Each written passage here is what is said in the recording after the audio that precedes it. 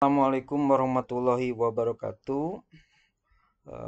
Selamat pagi, siang, sore, dan malam bagi para peserta didik kelas 9. Pada kesempatan ini Bapak akan menyampaikan materi bab tentang partikel penyusun benda dan makhluk hidup. Adapun tujuan pembelajarannya pada materi ini terdiri dari satu, menjelaskan partikel penyusun benda dan tubuh makhluk hidup. Yang kedua, menjelaskan atom dan partikel-partikel penyusun atom. Yang ketiga, menjelaskan teori perkembangan atom. Yang keempat, menghubungkan proton, neutron, dan elektron dalam atom melalui nomor atom dan nomor massa. Yang berikutnya, yang kelima, menjelaskan terbentuknya ion. Kemudian menganalisis pentingnya fungsi ion dalam tubuh manusia. Kemudian mengidentifikasi unsur melalui percobaan uji nyala dan mengidentifikasi sifat zat dan pemanfaatannya dalam kehidupan sehari-hari. Mungkin pada kesempatan video hari ini Bapak hanya bisa menjelaskan sampai poin keempat ya. Menghubungkan proton, neutron, dan elektron dalam atom melalui nomor atom dan nomor massa. Baiklah, ini Bapak tampilkan tabel hasil pengamatan ya dalam buku paket.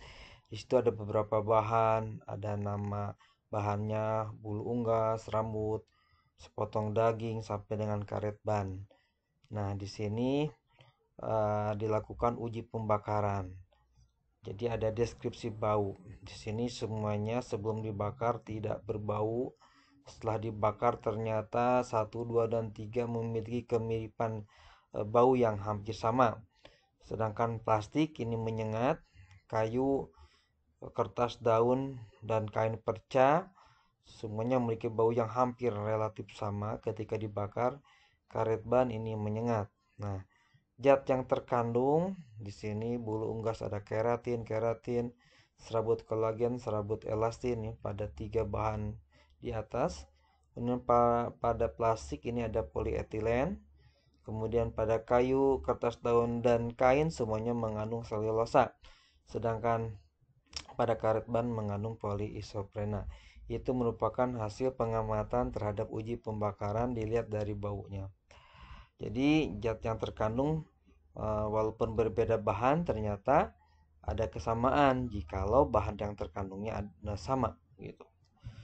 Nah, seperti yang kalian ketahui, jadi struktur ada daun di sini. Struktur daun ini memiliki ada jaringan falisade ya. Ini kemudian ada di jaringan ini ada stomata, ada jaringan palisade, ada jaringan epidermis. Kemudian setelah diteliti lebih dalam lagi terdiri dari sel daun.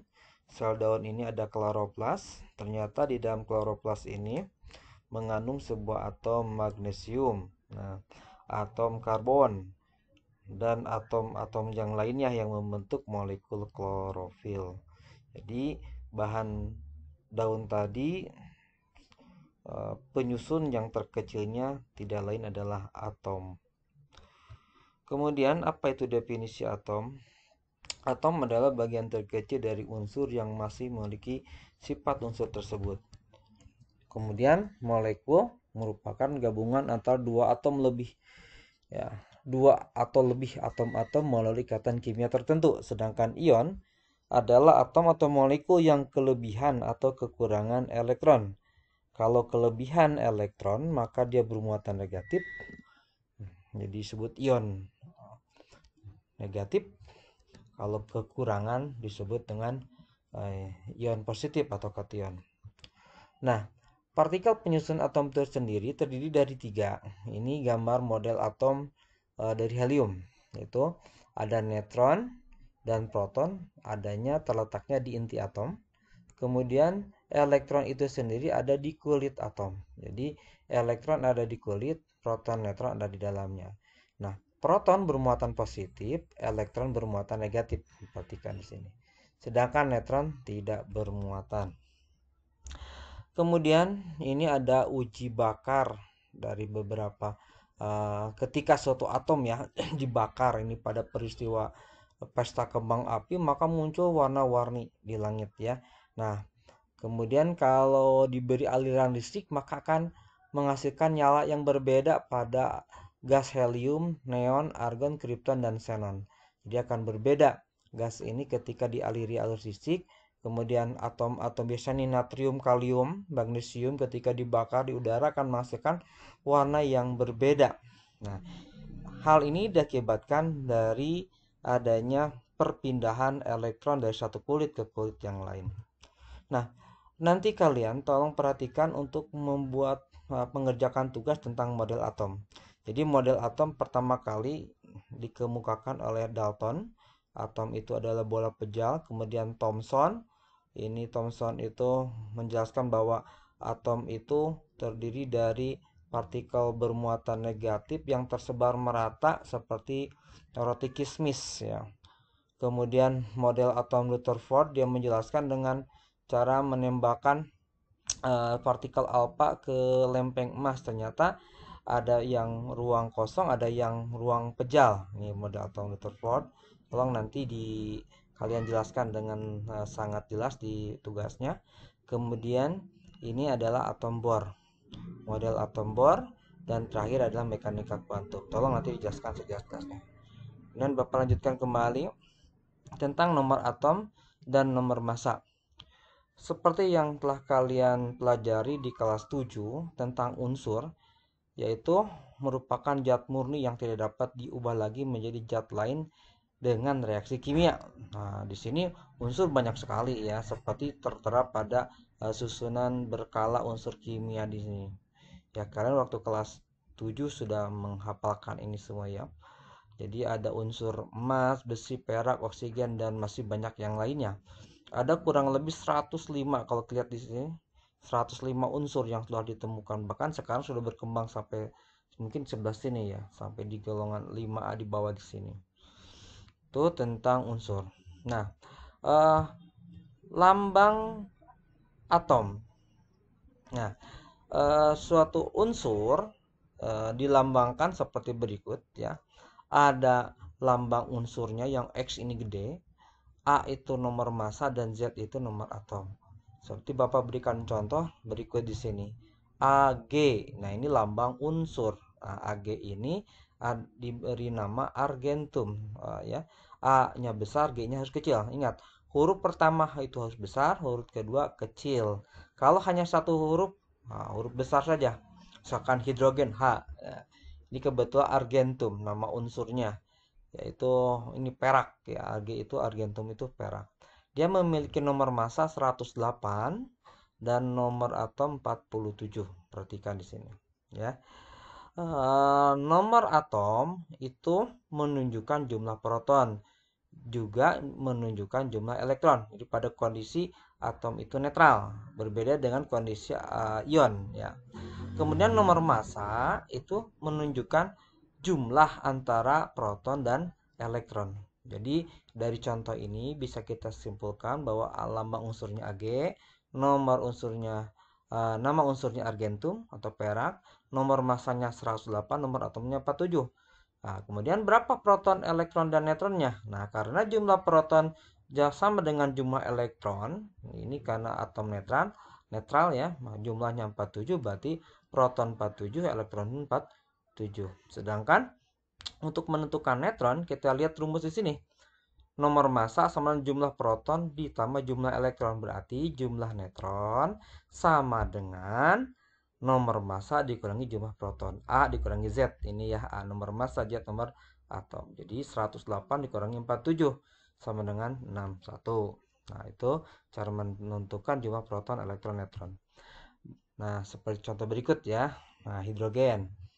1 protonnya, 1 elektronnya, neutronnya 0, Z-nya 1, A-nya 1, seperti lambangnya. Helium 4, 2, 4. Nomor massa 2, nomor atom, berarti elektronnya 2, protonnya 2, neutronnya 2. Nah, dari mana 2 ini? 4 dikurangi 2. Begitupun karbon ya. Oksigen silakan nanti kalian mencoba diisi ya. Di sini tugas juga nih diisi ya nanti di buku tulis. Tinggal memasukkan Ini 0, ini 8, ini 16. Berarti ini unsur netral. Kalau ini 8, ini 16, berarti Z-nya berapa? Iya, betul 8 ya. 8, berarti elektronnya juga 8. 16 kalau ini 8, 8 juga ini semua 8. Nah, silakan sisanya kalian kerjakan. Kemudian berikutnya adalah konfigurasi elektron. Elektron di dalam suatu atom itu mengisi kulit atau tingkatan energi dengan ketentuan yang baku, jadi tidak sembarangan. Kita katakan yang positif tengah ini disebut inti atom. KLM adalah kulit. K kulit ke-1 itu tingkatan energi ke-1, L itu 2, M itu 3.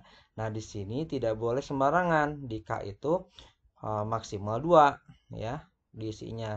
Lintasan L maksimal 8, lintasan M itu maksimalnya adalah 18. Bagaimana cara perhitungannya? Berikut. Cara perhitungannya adalah jumlah maksimal kulit mengikuti ketentuan 2N pangkat 2. Jadi N itu 1, 2, 3, 4. Jadi kalau N-nya 1, berarti 1 pangkat 2, 1 kali 2, 2. Kalau N-nya 2, berarti 2 pangkat 2, 4 kali 2, 8. N-nya 3, 3 pangkat 2, 9 kali 2, 18. N-nya 4, 4 pangkat 2, 16 kali 2, 32. Dan selanjutnya. Jadi, konfigurasi elektron unsur helium seperti ini. Nah, nomor atomnya 1, berarti elektronnya hanya 1, hanya mengisi 1 kulit. Helium 2, nomor atomnya berarti jumlah elektronnya 2, juga sama, hanya 1 kulit, hanya di kulit K 2 buah elektron. Kemudian neon 10, elektronnya juga 10, berarti 2, 8. Dan selanjutnya. Kemudian kenapa misalkan di sini? Nah, ini contoh kalsium. Kalsium nomor atomnya 20, berarti jumlah elektronnya 20. Diisinya di sini 2, di sini 8, berarti 10 kan? Berarti tinggal 10 lagi. Nah, enggak dituliskan 10 di sini, tapi tuliskan 8 karena ada aturan lain. Di kulit berikutnya, di kulit M, itu boleh diisi 8 kurang. 1, 2, 3, 4, 5, 6, 7, 8. Tetapi kalau lebih dari 8, maka sisanya simpan di kulit N, 2.